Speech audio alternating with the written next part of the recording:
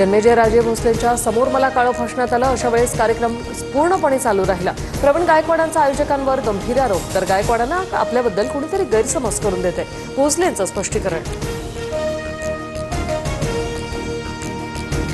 प्रवीण गायकवाडांवरील चाईफेक प्रकरणी 18 तारखेला अक्कलकोट बंदची हाक, मराठा समाजाच्या बैठकीत हा निर्णय। सर्व आरोपींवर मकोका अंतर्गत कारवाईची सरकारकडे मागणी। जयंत पाटलांच्या राजीनाम्यानंतर शशिकांत शिंदे शरद पवारांच्या राष्ट्रवादीच्या प्रदेशाध्यक्षपदी, आर पाटलांप्रमाणे संधीचा सोनं करणार शशिकांत शिंदेंची पहिली प्रतिक्रिया, पक्षबांधणी आणि विस्ताराचा निर्धार व्यक्त।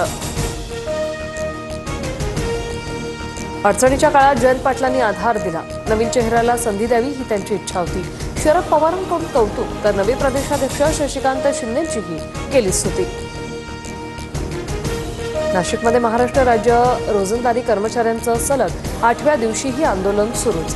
आश्रमशाळातील रोजंदारी शिक्षकांना काढून बाह्य स्रोतांद्वारे भरतीच्या निर्णयाला विरोध।